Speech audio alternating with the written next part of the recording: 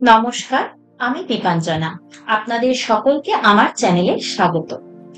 আজ স্বাধীনতা দিবস। আপনাদের সকলকে আমার চ্যানেলের পক্ষ থেকে জানাই স্বাধীনতা দিবসের প্রীতি ও শুভেচ্ছা। আজ আমি একটি অন্য রকমের ভিডিও নিয়ে এসেছি আপনাদের জন্য। কম বেশি আমাদের প্রত্যেকের বাড়িতেই দুপুরের ভাত বেঁচে যায়, যেটা হয় রাতে কিংবা পরের দিনে গিয়ে খেতে হয়। আর এই একঘেয়ে এবেলা ওবেলার ভাত খেতে খেতে সবারই কম বেশি একটা একঘেয়েমি চলে আসে। তাই এই বেঁচে যাওয়া ভাতকে কিভাবে আপনারা একটু বুদ্ধি খাটিয়ে সুস্বাদু করবেন, সেরকমই একটি রেসিপি আজ শেয়ার করব আপনাদের সাথে। এখানে আমি 2 কাপ ভাত নিয়ে নিয়েছি।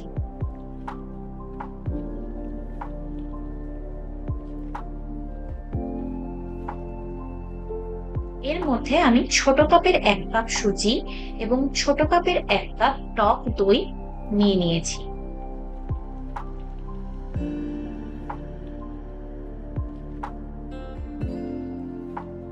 দিয়ে দেব পরিমাণ মতো নুন এবং একটুখানি চিনি, যাতে নুনের স্বাদটা ব্যালেন্স হয়। এরপরে এইটাকে ভালোভাবে জল দিয়ে একটু মিক্স করে নেব। জলটা বন্ধুরা বুঝে দিতে হবে, যেন খুব বেশি জল না হয় বা খুব কম জলও দিলে চলবে না, কারণ ব্যাটারটা ঠিকঠাক ভাবে বানাতে হবে। খুব গাঢ় হবে না, আবার খুব পাতলাও হবে না।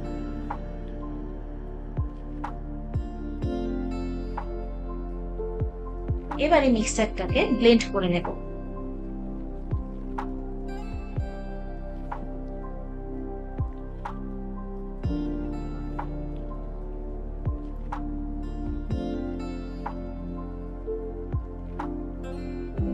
মিক্স করা হয়ে গেলে 3টে পাত্রের মধ্যে সমানভাবে ব্যাটারটা আমি ভাগ করে নেব।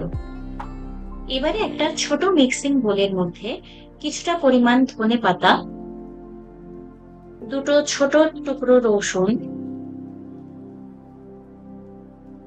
একটা ছোট কাঁচা লঙ্কা, স্বাদ মতো নুন দিয়ে এবং একটু জল দিয়ে একটা ধনেপাতার চাটনি বানিয়ে নেব।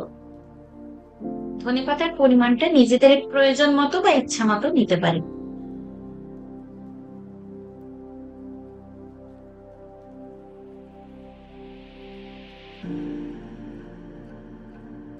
ধনেপাতার চাটনিটা এবার একটি বলে রাখা সাদা ব্যাটারের মধ্যে আমি ঢেলে দেব। ঢেলে দিয়ে ভালো করে চাটনিটাকে ব্যাটারের মধ্যে মিক্স করে নেব। ভালোভাবে মিক্স করে নেব। পুরো সাদা ব্যাটারটা একটা হালকা সবুজ রঙের ব্যাটার হয়ে যাবে তখন।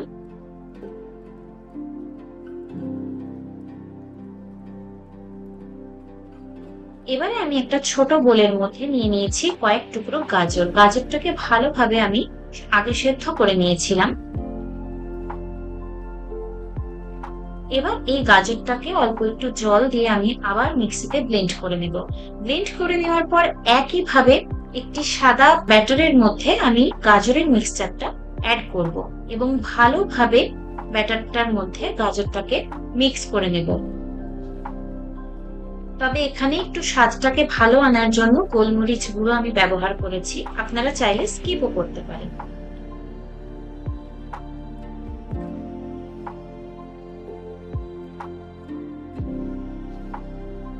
দেখতেই পাচ্ছেন একটা অরেঞ্জ কালারের ব্যাটার হয়ে গেছে। এবার আমাদের কাছে 3 ধরনের ব্যাটার। প্রত্যেকটার মধ্যে আমি একটু করে, একদম 1 চিমটে করে ইনো দিয়ে নেব এবং আবার ব্যাটারগুলোকে ভালোভাবে মিক্স করে নেব ইনোর সাথে।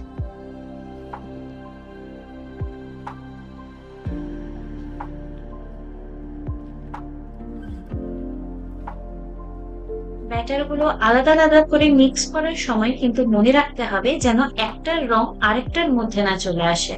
তার জন্য যেটা দিয়ে আপনারা মিক্স করছেন সেই চামচটাকে আপনারা ভালোভাবে একটু জলে ধুয়ে তারপরে অন্য ব্যাটারে নিয়ে যাবেন।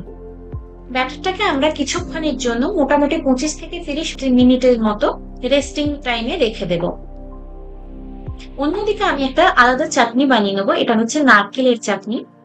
একটা মিক্সিং বোলের মধ্যে কয়েক টুকরো নারকেল আমি ব্যবহার করেছি মিক্স করে নেওয়ার জন্য।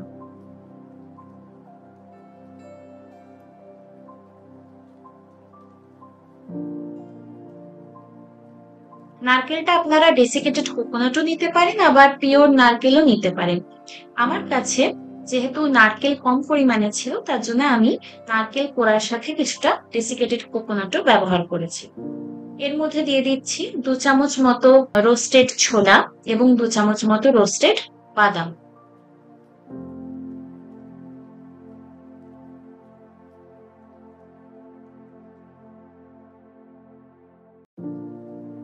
এবার এতে দিয়ে দেবো অল্প পরিমাণে ধনেপাতা, 1 ইঞ্চি মতো আদার টুকরো, একটা কাঁচা লঙ্কা, স্বাদ মতো নুন। এবার একটু জল দিয়ে আমি আবার মিক্স করে নেব।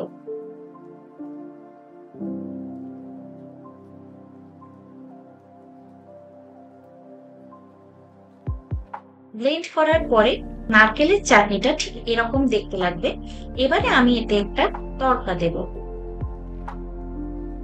তড়কার জন্য আমি 2 চামচ মতো রিফাইন অয়েল গরম করে নিয়েছি। এতে দিয়ে দেব অল্প একটু কালো সর্ষে দানা, একটুখানি বিরি কলাইয়ের ডাল বা বিউলির ডাল, 2-3টে মতো শুকনো লঙ্কা এবং 4-5টা কারি পাতা।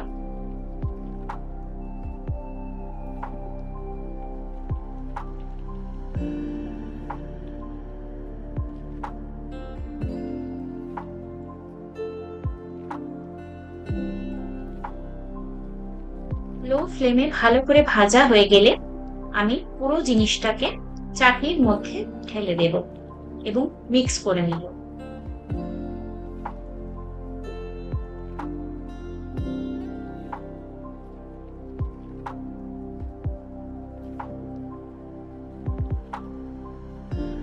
চাটনিটাকে গার্নিশ করার জন্য কিন্তু আপনারা কারি পাতা এবং শুকনো লঙ্কা ব্যবহার করতে পারেন। আমি কয়েকটা এক্সট্রা শুকনো লঙ্কা এবং কারি পাতা ভেজে নিয়েছিলাম, সেটা দিয়ে আমি চাটনিটাকে গার্নিশ করে নিয়েছি। এবারে চলে আসবো নেক্সট স্টেপে, যেখানে আমাকে চিল্লা বানাতে হবে। নিয়ে নিচ্ছি একটা বড় প্যান বা তাওয়া। তাওয়ার মধ্যে খুব হালকা করে আমি একটু রিফাইন অয়েল স্প্রেড করে নিয়েছি। চাইলে আপনারা বাটার বা ঘিও দিতে পারেন।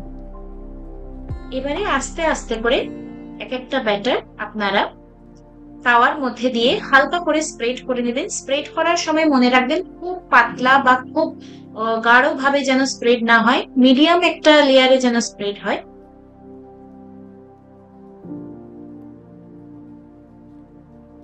এবার একটু ধৈর্য নিয়ে ভালোভাবে ব্যাটারটাকে দুটো পিঠই ভালো করে ভেজে নেবেন।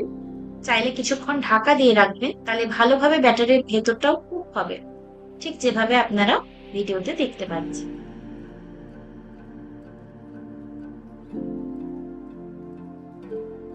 একইভাবে কিন্তু আপনারা সবুজ রঙের ব্যাটার, কমলা রঙের ব্যাটার প্রত্যেকটা থেকেই এভাবে ছোট ছোট চিল্লা বানিয়ে নিতে পারেন।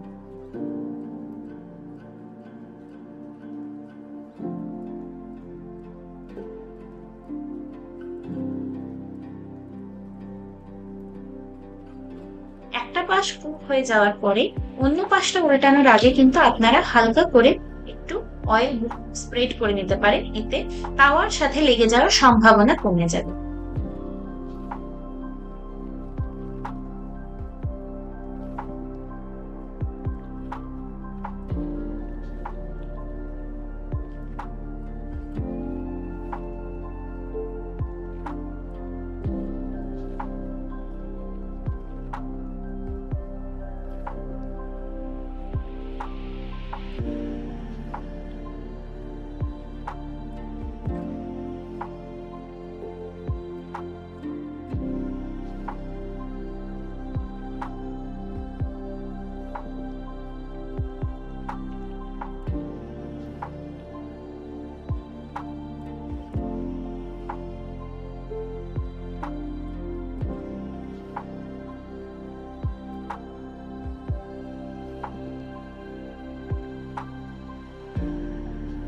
বাসি ভাত দিয়ে চিল্লা কিন্তু রেডি। এবারে আপনারা এটাকে সার্ভ করে নিতে পারেন নারকেলের চাটনি দিয়ে। তাহলে বন্ধুরা, আপনারা কিন্তু আরো বিভিন্ন রকমের ফ্লেভারের চিল্লা বানাতে পারেন বাড়িতে এইভাবে। এই ভিডিওটা যদি ভালো লেগে থাকে তাহলে ভিডিওটিকে অবশ্যই শেয়ার করে দেবেন এবং সাবস্ক্রাইব করতে ভুলবেন না যারা আমার চ্যানেলের নতুন বন্ধু। তাহলে দেখা হচ্ছে খুব শিগগিরই আরো একটা নতুন ভিডিও নিয়ে। প্রত্যেকে ভালো থাকবেন।